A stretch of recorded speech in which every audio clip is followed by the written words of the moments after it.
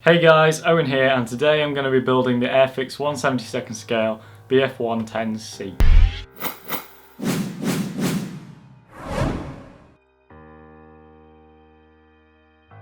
Before starting, I washed all the parts in warm soapy water.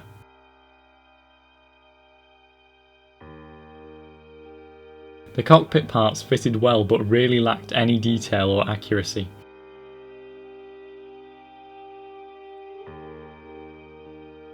After beginning painting with Humbrol 31, I decided the seat for the gunner looked really unrealistic, so I cut down the sides to a steeper angle. Again, no detail on the fuselage insides. After 3 coats of Humbrol 31 and painting the instrument surfaces with a dark grey, I applied a dark wash. Finally I slid on the decal for the instrument panel and painted a few dials onto the panel behind the gunner so it looked less empty.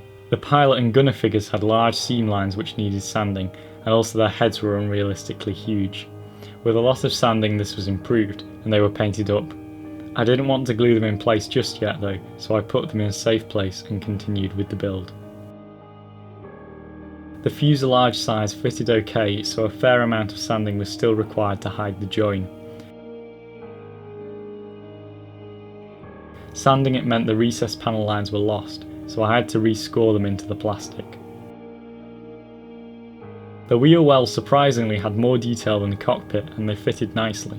At this point you would need to drill through the indicated holes if you plan on mounting the kit to a stand or attaching bombs or fuel tanks.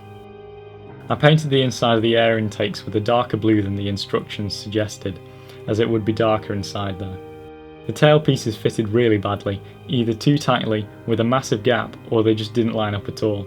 It needed a lot of sanding and filling, most of which I cut out of the video because it took so long to get right.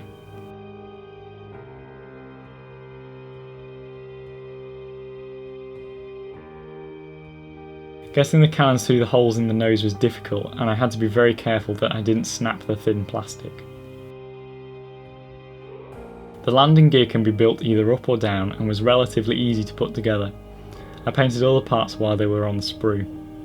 The process was the same for both the left and right gear.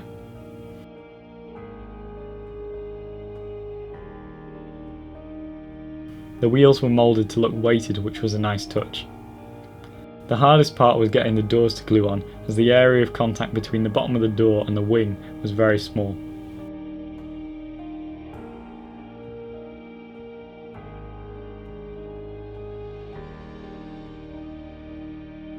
The propellers went together easily, but when the exhaust was slid into place it became apparent that the slot in the engine cowling was too wide and left a large gap.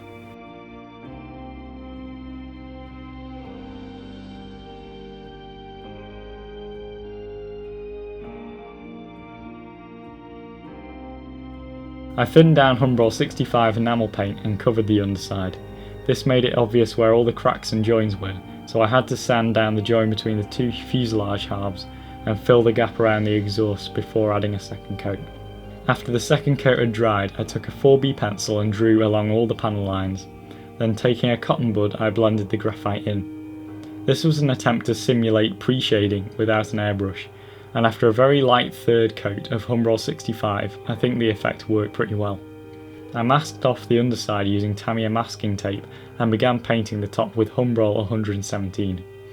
When painting, brush away from the masking tape so the paint doesn't build up against the tape. After a second coat it looked much better, and again I went along the panel lines with the 4B pencil and then blended it in with a cotton bud.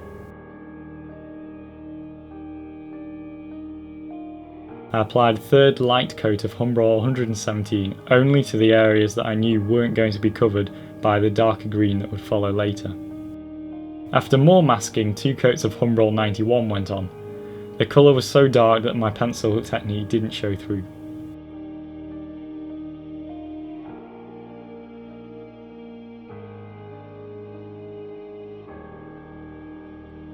Gloss varnish on the areas where I knew the decals would go helped to stop them silvering. Each decal was held in warm water for 10 seconds, then placed on a paper towel to absorb the excess water while I applied microset to the model.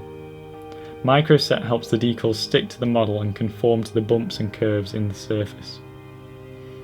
Because this is the Dogfight Doubles kit, the number of decals is reduced, so I added a few extras that I had left over from other kits to add some more detail.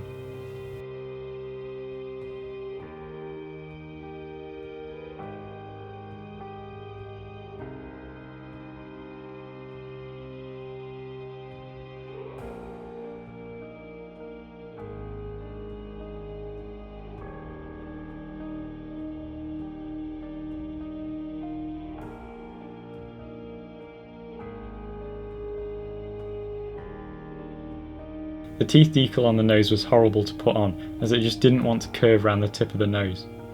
It took a lot of microsol to get it right, and then the creases had to be shaved off and touched up with red and white paint. I wouldn't recommend anyone who doesn't have decal solution trying this one. Instead, I would either try painting it on or leave it off entirely.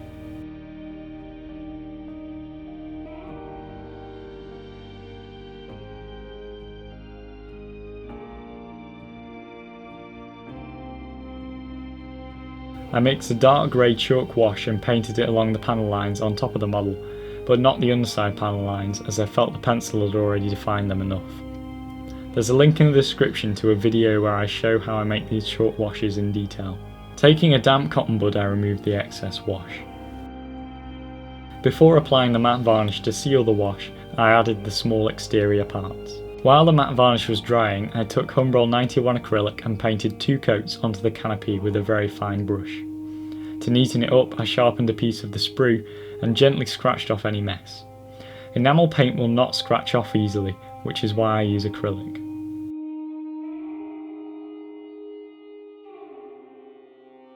The rear machine gun was finally attached along with the pilot and gunner figure.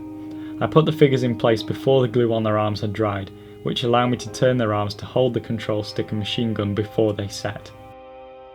A small amount of PVA glue stuck the canopy and aerial on. I use PVA glue as it doesn't react with the clear plastic and dries clear. Exhaust stains were achieved with brown and black chalk dust smudged onto the model and blended a bit further with a cotton bud.